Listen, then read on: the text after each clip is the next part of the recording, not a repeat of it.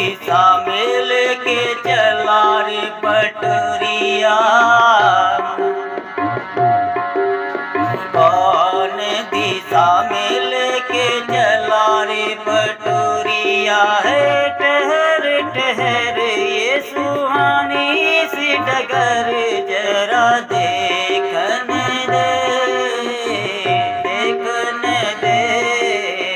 अनबवराए नैना बांधे रे डगरिया, अनबवराए नैना बांधे डगरिया। ही गए जो ठहर दिन जाएगा गुजर, गाड़ी हाँकने दे, हाँकने दे। कौन दिशा में लेके चला रे पटरिया।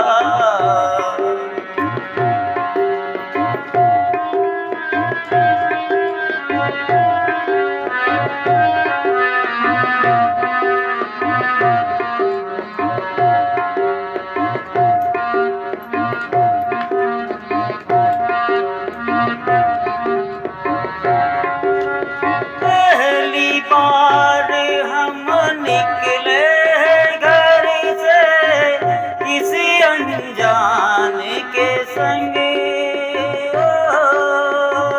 पहली बार हम निकले घर से किसी अनजान के संग। अनजान से पहचान बैठेगी तो महक उठेगा थोड़ा अंग,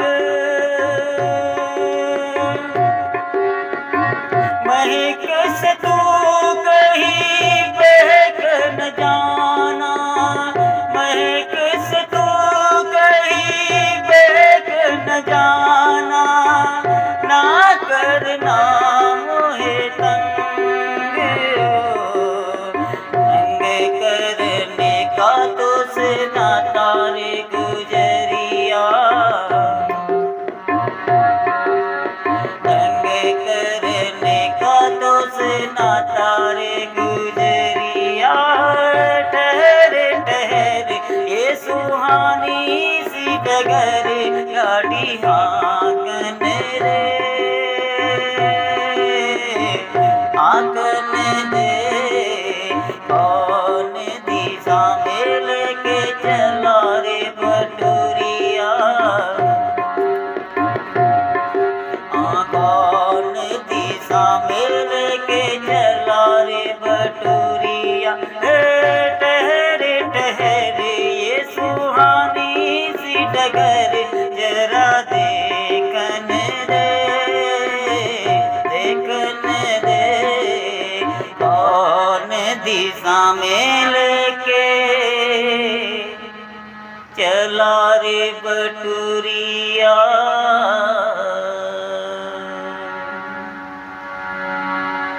અમારા એક ખાસ મિત્રની ફરમાઈશ હતી કે આ એક સોંગ ખૂબ જ ચાલે છે અને ખૂબ જ મીઠું અને પસંદ આવ્યું છે, તો તમે એનું નોટેશન અને એનો ક્લાસ આપો. તો મેં જોયું કે ચલો હું જોઈશ, અને જ્યારે મેં એને જ્યારે યુટ્યુબ ઉપર સર્ચ કરી અને મિત્રો મેં આ સોંગ જોયું તો આ સોંગ ઉપર અબજો અબજો વ્યૂ આવેલા છે, લાખો લાખો કરોડો કરોડો લાઈક આવેલા છે. તો પછી મને પસંદ આવ્યું કે આ ગીત ખૂબ જ લોકોએ ભારતમાં જોયું લાગે છે, ખૂબ જ પસંદ કરી રહ્યા છે. પછી મને લાગ્યું કે ખરેખર આ સોંગ ભારતમાં ખૂબ જ લોકોને પસંદ આવ્યું છે, ખૂબ લોકોએ જોયું છે,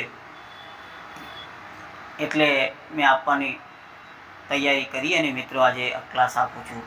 બીજી વસ્તુ મિત્રો, આને જ્યારે મેં આના કમ્પોઝ ચેક કર્યું અને કમ્પોઝ જ્યારે મેં આનું લખ્યું ત્યારે આ રાગદેશ ઉપર આધારિત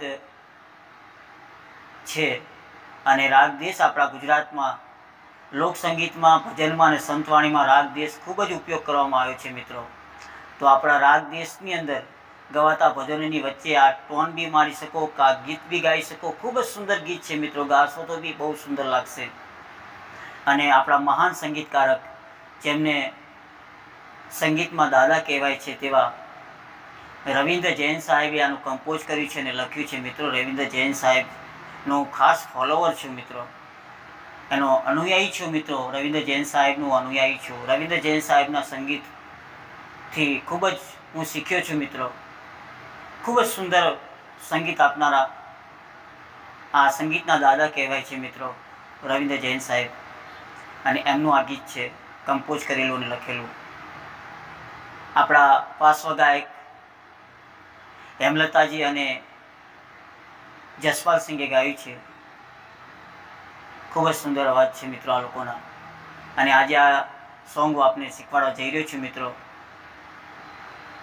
ખમાસ તાટના દેશ રાગ ઉપર આધારિત છે. તાલ કેરવાનો ઉપયોગ કર્યો છે. તો કહેવાનો મતલબ કે દર્શક મિત્રો, આપણા દેશ રાગમાં અને ખમાજ રાગમાં ગવાતા દેશી ભજનો, લોકગીત, ગરબા, સંતવાણીની વચ્ચે આ સોંગ આપણે વગાડી શકાશે અને ગાઈ બી શકાય છે.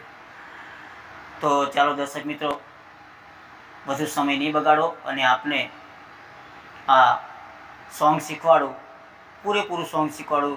શરૂઆતમાં કેવી રીતે આલાપ આપ્યો છે, મ્યુઝિક કેવી રીતે આપ્યું છે અને ખૂબ જ સુંદર રીતે આની શરૂઆત કરી છે આ ગીતની. તો આવી જાઓ દર્શક મિત્રો હાર્મોનિયમ ઉપર. તો દર્શક મિત્રો, આપણે હાર્મોનિયમ પર આવી ગયા છે અને હું મહેશ સોલંકી. આપ સર્વ મારા વાલા દર્શક મિત્રો, અમારા સબસ્ક્રાઈબરો, અમને લાઈક કરતા અમારા મહાનુભાવો, દરેક યુટ્યુબ ઉપર અમને માણનારા, અમારી ચેનલને પસંદ કરનારા આપ સર્વ મહાનુભાવોને, માતૃપિતૃ ભગવંતોને, સર્વ મિત્રોને અમારા પ્રણામ છે. આપને નમસ્કાર કરીએ છીએ મિત્રો. આપનું અભિવાદન કરીએ છીએ, આપનું સ્વાગત કરીએ છીએ અમારી ચેનલમાં. અમારી ચેનલનું નામ છે, ઇંગ્લિશમાં લખો MS સોલંકી. તો આપ અમારી ચેનલમાં પધાર્યા છો તે બદલ પણ ખૂબ ખૂબ આભાર. ખૂબ મોટી સંખ્યામાં આપ પધારી રહ્યા છો તે બદલ પણ ખૂબ ખૂબ આભાર. તો ચાલો દર્શક મિત્રો, આપણે આ ગીતને કઈ રીતે વગાડવાનું છે. તો સર્વપ્રથમ મિત્રો, અહીંયા મેં 4 સફેદ કરી છે મિત્રો. તો દેખો દર્શક મિત્રો, અહીંયા એક નાનો આલાપ આપ્યો છે. અહીંયા લખ્યું છે સાપ, સાપ લખ્યું છે, પણ નાક મોઢું બંધ કરી અને નાકથી આલાપ આપવાનો છે મિત્રો, એ રીતે. બરાબર છે? તો કેવી રીતે છે જો મિત્રો,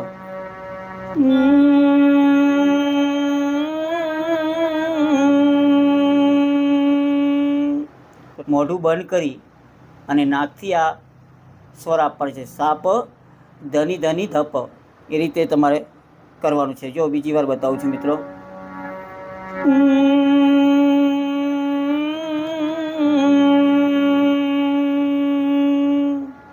અને પછી એક બીજો આલાપ આવે છે.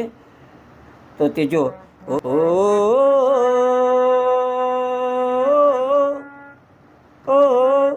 તો શું લખ્યું છે, સારે પમ પમ પ, એ રીતે એક આલાપ છે. અને બીજો નાનો એક આલાપ છે, ઓ નિશા નિશા, ઓ નિશા નિશા. આ રીતે નાનો એક આલાપ આવ્યો છે અને એ રીતે આપણે આ ગાવાનું છે. ના ફાવે તો મિત્રો સીધું તમે ગાજો. તો